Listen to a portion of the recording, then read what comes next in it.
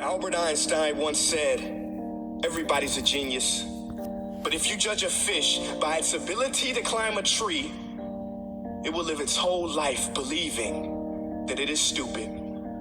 Ladies and gentlemen of the jury, today on trial we have modern day schooling. Glad you could come. Not only does he make fish climb trees, but also makes them climb down and do a 10-mile run. Tell me, school, are you proud of the things you've done? Turning millions of people into robots, do you find that fun? Do you realize how many kids relate to that fish swimming upstream in class, never finding their gifts, thinking they are stupid, believing they are useless? Well, the time has come, no more excuses. I call school to the stand and accuse him of killing creativity, individuality, and being intellectually abusive. He's an ancient institution that has outlived his usage. So, Your Honor, this concludes my opening statement, and if I may present the evidence of my case, I will prove it. Proceed. Exhibit A. Here's a modern day phone. Recognize it? Here's a phone from 150 years ago. Big difference, right? Stay with me. Here's a car from today, and here's a car from 150 years ago. Big difference, right? Well, get this. Here's a classroom of today, and here's a class we used 150 years ago. Now, ain't that a shame? In literally more than a century, nothing has changed. Yet you claim to prepare students for the future? But with evidence like that, I must ask, do you prepare students for the future or the past? I did a background check on you and let the record show that you were made to train people to work in factories, which explains why you put students in straight rows, nice and neat, tell them sit still, raise your hand if you want to speak, give them a short break to eat, and for 8 hours a day, tell them what to think. Oh, and make them compete to get an A letter which determines product quality, hence grade A of meat. I get it. Back then, times were different. We all have a past. I myself am no Gandhi. But today, we don't need to make robot zombies. The world has progressed. And now we need people who think creatively, innovatively, critically, independently, with the ability to connect. See, every scientist will tell you that no two brains are the same. And every parent with 2 or more children will confirm that claim.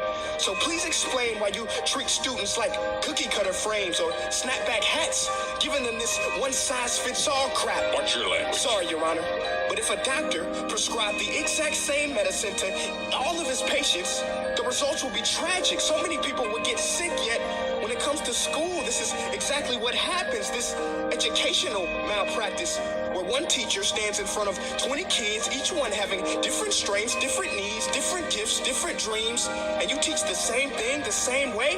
That's horrific. Ladies and gentlemen, the defendant should not be acquitted. This may be one of the worst criminal offenses ever to be committed. And let's mention the way you treat your employees. Objection. Overruled. I want to hear this. It's a shame. I mean, teachers have the most important job on the planet, yet they're underpaid. No wonder so many students are short-changed. Let's be honest. Teachers should earn just as much as doctors, because a doctor can do heart surgery and save the life of a kid. But a great teacher can reach the heart of that kid and allow him to truly live. See, teachers are heroes that often get blamed, but they're not the problem. They work in a system without many options or rights. Curriculums are created by policymakers, most of which have never taught a day in their life. Just obsessed with standardized tests. They think bubbling in a multiple choice question will determine success. That's outlandish.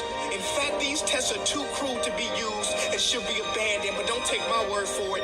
Take Frederick J. Kelly, the man who invented standardized testing, who said, and I quote, "These tests are too cruel to be used and should be abandoned." Ladies and gentlemen of the jury, if we continue down this road, the results will be lethal.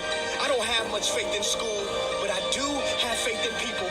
And if we can customize healthcare, cars, and Facebook pages, then it is our duty to do the same for education, to upgrade and change and do away with school spirit, because that's useless. Unless we're working to bring the spirit out of each and every student, that should be our task.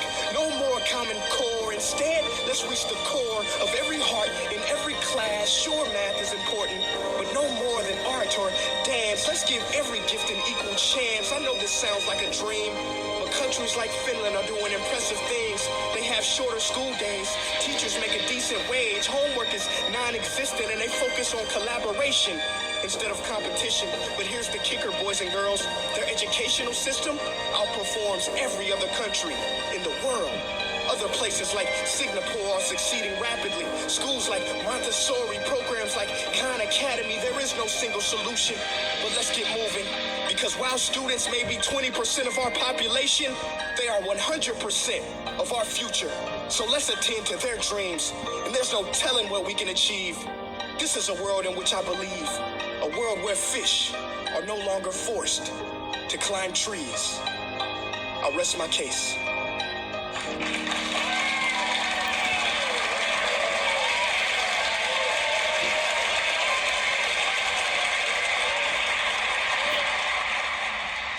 Hey guys, my name is Prince EA, and I want to say thank you so much for watching my video. But now, I want to know what you think. How can we together create a more efficient, effective, and just better future of learning? I want you to visit neste.com/preorder the future and share your thoughts and ideas on the topic. Peace.